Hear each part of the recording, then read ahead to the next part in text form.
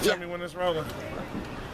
What up, ninjas? It's your boy, Naptown Ninja AJ. You see me out here braving these motherfucking elements for y'all? Fucking, I'm out here in the cold. It's cold in the motherfucking December and shit. All right, how long have you been out here? Man, it's been a minute, man. I've been out here for a while to bring y'all this long-awaited interview. I got the homie B the Ninja with me. What up? And that's right. When he means long-awaited, we talked to this dude back in Kentucky like months ago. And what happened? The weed was calling. I had to go smoke. The and fucking I missed raws. It's the raws' fault because it takes too long to pack up all the fucking raw. Without further ado, it's been anticipated. We've been talking about it forever. We got a tremendous fucking artist here tonight. Welcome, Crucifix. What's up, man? What's happening, ninjas? Just want to give a special shout out to all my juggalos, all my dirt bags, all my shiners. Matter of fact, anybody and everybody that loves our music, holds it down for our music, and beyond that is just straight up family. I'm out here with these dudes, and you know what, man? On the realest level, I gotta give you some love because you've waited like a year for this. Last year we was here, and you was there, braving the elements. We was in Louisville, Kentucky. With dreads. Surprise. And I was drunk. Shit happened, man. All right, well, let's do this. Let's do this. It works. Matter of fact, on that note, it's The first time that we were introduced to Crucifix like was Mr. Rogers. Hold on, let me get my shit right. at the gathering of the Juggalos. No. Which year was that? No. Now before that? No. Okay. I knew who the fuck. That's the first time being a ninja was a fucking introduced to Crucifix. When he was out there with Boondocks. Boondocks. That was People didn't even know. What was I saying? What I slapped you as soon as it came out. I was like, bro, this Crucifix right there. He was like, who? I was like, bro, this Crucifix right there. So he had seen you. My first time seeing you was at the gathering, man, and like it was just tremendous. And I've been following you ever since. And I mean, even though I've read like the Wikipedia and stuff on you, like the people that might not know, we gotta know, where does the name Crucifix come from? Man, actually, I started under the name Baby Blue, and I think so we all go through parts in our life where you have that dark chapter, and I had a really, really dark chapter that was really like consuming. And I got to this point where I realized that who I was in that moment was gonna just ultimately consume me. It was gonna eat me up. It was gonna spit me back out, and there'd be nothing to be left. And if I wanted to make music, if I wanted to do this thing, this music thing, and have an impact, I had to get to a point where I killed that old person every day. And there was a point for me, man. Like I'm not a real religious person, but I'm a biblical person. I was sitting there one day, I was smoking a blunt, and I just happened to open the Bible, as weird as that sounds. And I got to this point in the Bible, it was talking about, man, you gotta get up and you gotta put your old self to death every day. And I said, you know what, the only way that I'm gonna move forward is to get up and just kill that old self. And so I said, you know what, I gotta get up, I gotta crucify that person that's gonna just ultimately take me out. That's the name, you know what? And at the end of the day, I felt like it was cool because I don't ever own that name. So we come out here and when people start shouting that name Crucifix, it's not me, so it's like I can't own it. And at the end of the day, it's cool, man, because it keeps me humble, it keeps your feet on the ground, but at the same time, it's like that dude that would have like killed me and kept me from getting here, he's gone. I just kill him every day, and he just kind of do my thing. So when you talk about being humble, sorry, I don't mean to cut you off. No, you're good. Like, so a lot of people don't know this, but like you have a story, man. Like you're not from the States. Well, I was born in Atlanta, Georgia, so I mean, I'm from the United States from birth, but my parents were actually missionaries, so I grew up in East Africa. So the experiences, that we went through over there were pretty difficult. Have you ever seen the movie Hotel Rwanda?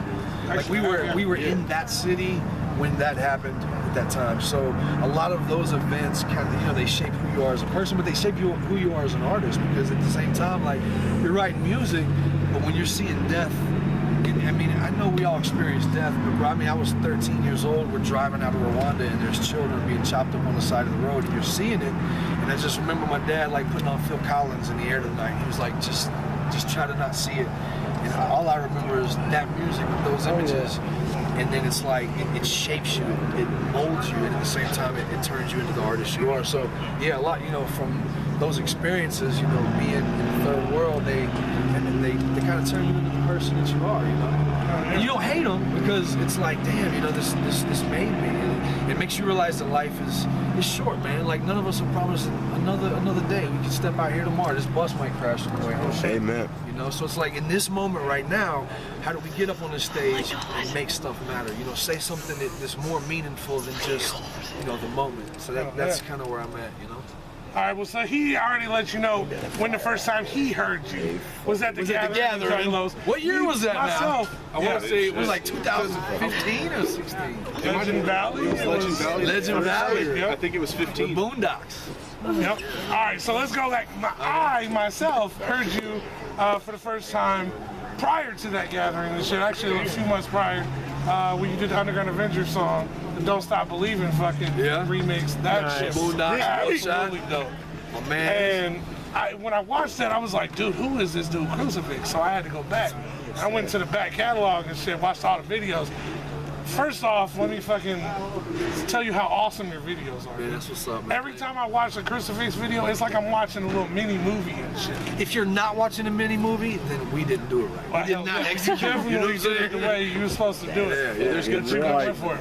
But you know, on the realest level, man, it comes down to art because none of those, like, the first time at a gathering, you know, Rob hits me up and he's like, bro, like, how did you shoot these $1 million videos? Bro, we spent maybe $1,000 on those videos, and it was all really just being in the elements and having some good artistic minds and just getting there and just making the most of it. You guys are climbing mountains and... We was climbing mountains in the snow, and it was cold as, you know, it was cold about as it is here right now. Yeah, it's cold shit. It's like West Virginia, snow already. So, what about future projects? You got anything that you're working on? Yeah, man, so the new album is going to be like, you know, we started this new label, Dirt Rock Empire, which is dope, man, because my biggest thing is family. Like, we don't want to just make music. We want to be able to create family. You go to state and city to city, you want to be able to connect with people on a level where they feel like, man, they're not just they're a part of the music, just like the Juggalos. You know, like, you want people to feel like when they come, it's family. So we started Dirt Rock Empire because me and the Lax and a lot of these guys that I work with, we were burnt out from the industry, man. People, you know, they fuck you, they screw you, they'll take everything you got and they'll run you dry and squeeze you into nothing. And I know that me and the Lax and a lot of these guys, we felt that. And a couple years ago, me and the Lax, we told each other, we're like, you know what, bro, like, if we can ever get to a point where we can make our own label, we want to make a label that is the exact opposite of everything we've ever experienced. We want to come out, we want to show people love, we want to make artists feel like they can be hungry and not have to lose everything, you know? And so it's like, let's do this and let's be the difference. And we had a lot of people, especially in Nashville and a lot of the places where there was industry, you know, they were like, you can't do it because that's not how the industry runs. We're like, fuck your industry. Is that just If more? your industry is based off screwing people, we don't want to be a part of that. So we started Dirt Rock Empire as a way to say, we're going to set a new standard. And that new standard is going to be family, it's going to be faith, it's going to be moving forward with love to the people. Because at the end of the day, man, if we're rocking this stage and there's nobody in here, we're just a bunch of nobodies rocking the stage. It's the fans, it's the people and the family that make this. I mean, dude, like tonight, it was all about the energy that people had that made us feel so alive. So it's like, I see so many artists and I come across artists, they don't respect their fans, they don't love their fans. I don't even like to use the word fans. It's like if they're family. And if you don't have respect for family, man, then you really don't have a place in this industry. That's where I'm at. So we said we want to create a new standard, Dirt Rock Empire. And you know, at the end of the day, we're all kind of dirtbags. I mean, it's juggalos. We are dirtbags. You know, I mean, the same. Like they look at us and they're like, those are some dirtbags, those some scumbags, and we kind of are. But you know what? We take pride in who we are. Hell yeah. And we brand that, and so you know, our fans, we start calling them dirtbags because we're dirtbags, and we started moving forward. So anyway, to answer your question, we dropped an album called Dirtbags Volume 1. It was kind of like the teaser. You know, we'll drop it, we'll see how people like it. We dropped a new video called My Name Is, which was on that album. It was a little testy. Did you see that video? Yep. Did you see the video? Let me tell you, bro. I'm telling you, I've been that watching video, all man. your videos. I had to rent an ice truck. I had to rent an ice truck parked in my damn driveway. Neighbors looking like, is he putting bodies in the ice truck? I had an ice truck, and I was in there making crosses. You know, I just had this idea. You know, I want to smash crosses because I want to show the evil side that's always trying to take over you. But at the end of the day, it comes down to who are you really, and can you overtake that person? And so that was what the video was about. So we made this dark video, but at the same time, it's about testing people. You know, you kind of got to push people to their limit, make them think. So we did this track, My Name Is, and that was kind of the start. New album drops beginning of the year, probably February. We're gonna start a new tour called the Dirt Rock Tour, which is basically, you know, we're not hip hop, we're not rap. You know, we just love music. We're kind of just dirty rock, so we're Dirt Rock, and we're gonna just kind of launch like that. So, beginning of 2018, we're gonna drop a new album. Drop the Dirt Rock Tour. Me, the Lax, Hard Target, and Nate Kenyon. I'm just gonna say, man, like, this Nate Kenyon dude, bro, like, I don't know if y'all get on that country shit. He's gonna be the next Jason Aldean. That's I'm just saying right now. That's right. Y'all gathering, people don't know. Y'all might not know about that Jason Aldean stuff, but that boy's gonna be hot. I'm just We saying. kept hearing it. We heard it all I'm just saying, man. We've I heard got that a few times. believe in that kid, man. That's what we like to do. We like to show up at spots and kind of like, because we do like to focus on our locals here in our city. So like we like to kind of get out and Not see, a like, local. no, I know he's not, but like what I mean by that is like we like to start at the bottom. So we're cool, like the up and comers and stuff. Yeah. So Oh my we like to always try to Your kids are It's cold hungry as and just shit. want to grind, man. I'm telling you. Before, look, I know I started to ask this. Sorry, Before I'm we just go, cold.